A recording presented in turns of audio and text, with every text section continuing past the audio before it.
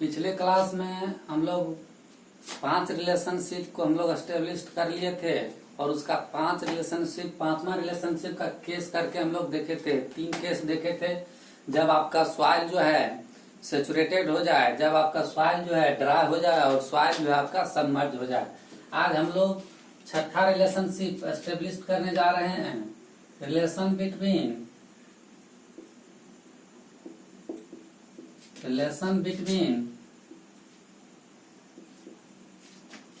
मास specific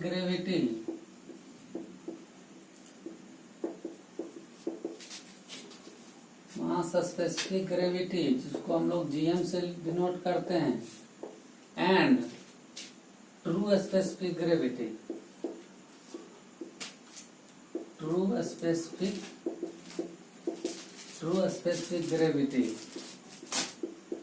जिसको हम लोग जी से डिनोट करते हैं।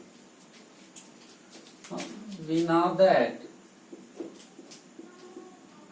हम लोग 5वां रिलेशनशिप में एस्टेब्लिश किए थे। गामा बल्क और gamma equal to G plus S E into gamma W बटा 1 प्लस ये। आप अब इसको गामा बल्क को इस साइड रहने दीजिए, आप विनिट वाटर को राइट साइड ले आइए। गामा बल्क बटा gamma W equal to G plus S E into gamma W बटा 1 प्लस ई। सॉरी, इसको तो राइट साइड ले आए। अब मास स्पेसिफिक ग्रेविटी हम लोग बताए थे कि उसमें फॉर्मूला आता है गामा बल्क और gamma W. Bulk unit wait और यूनिट वेट वाटर का रेशियो होता है आपका मास स्पेसिफिक ग्रेविटी। इसी को हम लोग लिख सकते हैं mass specific gravity GM equal to G plus S E into बटा 1 प्लस ई। ये आपका रिलेशन एस्टेब्लिश हो गया, आपका मास स्पेसिफिक ग्रेविटी जीएम और ट्रू स्पेसिफिक ग्रेविटी जी के लिए। अब हम लोग आपका 7वां रिलेशनशिप एस्टेब्लिश करेंगे। Relation between dry unit weight of soil और bulk unit weight of soil के बीच।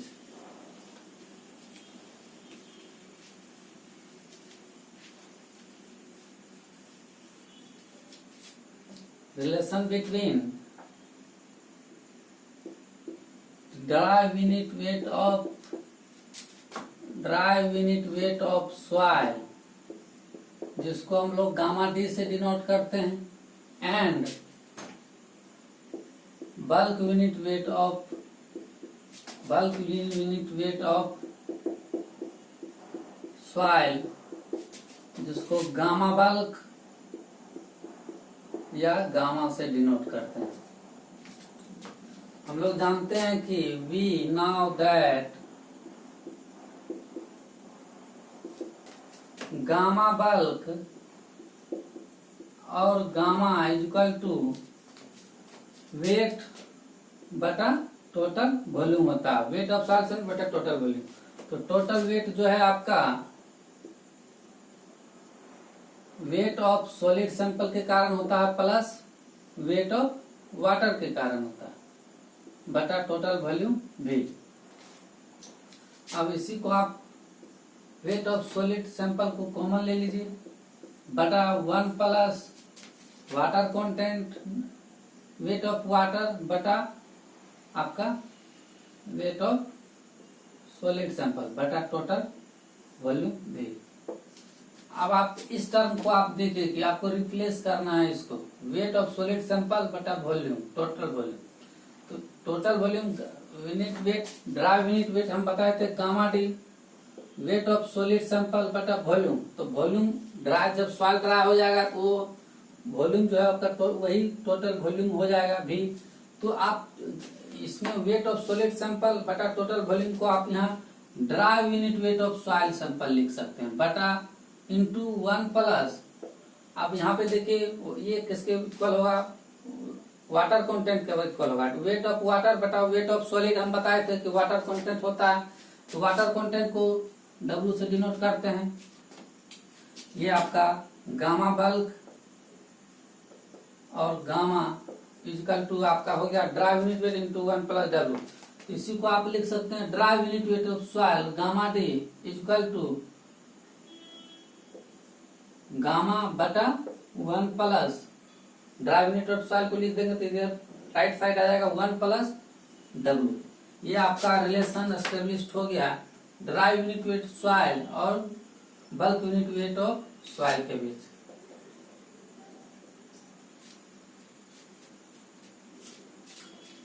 ये आपका ये 7वां रिलेशनशिप हुआ, 6ठा पीछे बताए थे।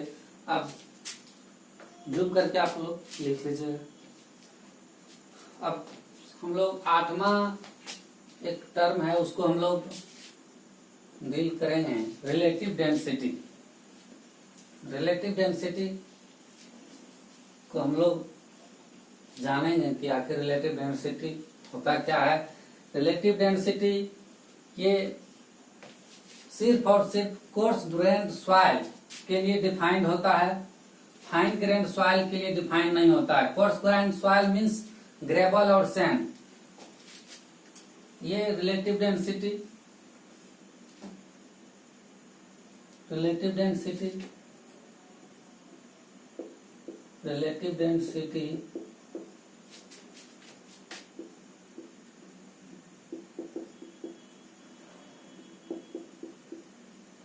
इसको हम लोग परसेंटेज के रूप में लिखते हैं। तो ये रिलेटिव डेंसिटी सिर्फ और सिर्फ कोर्स ग्रेन सॉइल के लिए डिफाइन होता है, फाइन ग्रेन सॉइल के लिए डिफाइन नहीं होता है। ये सिर्फ ग्रेवल और सैंड के लिए हम लोग इसको पढ़ेंगे।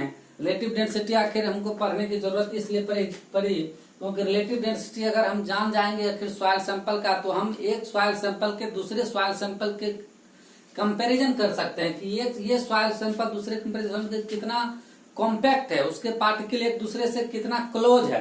सपोज दैट अगर हम लोग मानते हैं कि एक soil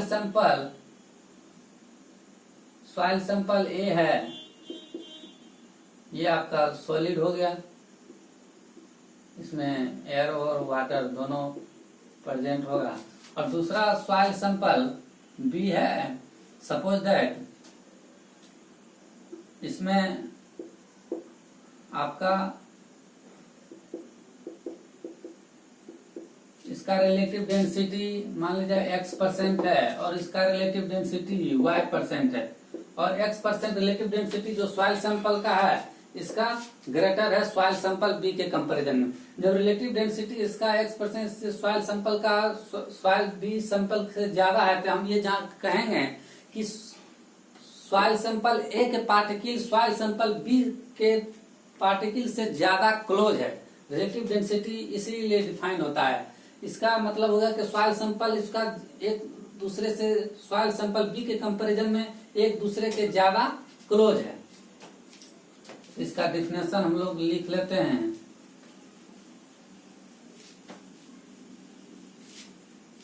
relative density it is the parameter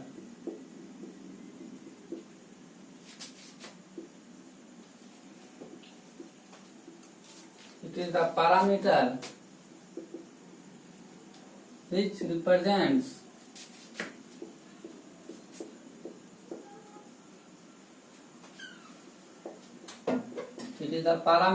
represents relative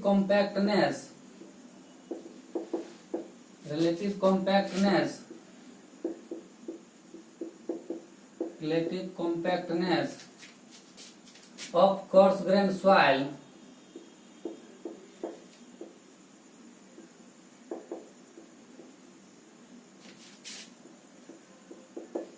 relative compactness of coarse grained soil, या इसी को दूसरे और in another words another definition लिख सकते हैं इसका।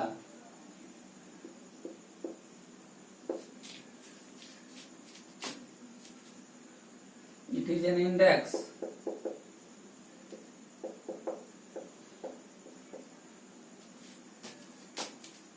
which tells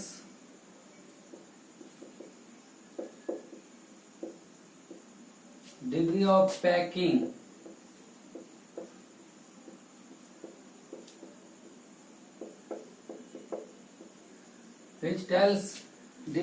packing between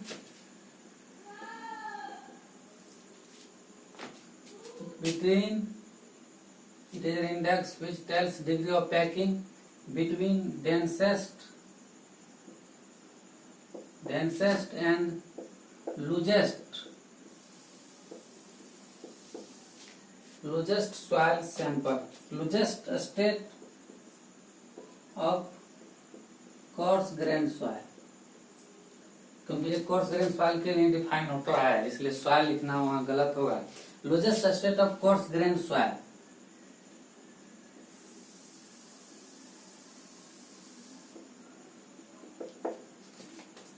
relative density को परसेंटेज में लिखते हैं। इसका फार्मूला होता है relative density ID E max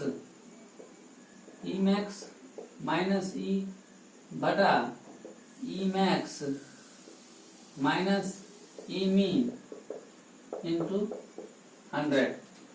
relative density ID percent E max minus E बटा E max minus E min into 100 percentage में होता है इसलिए 100 से मल्टीप्लाई कर दे।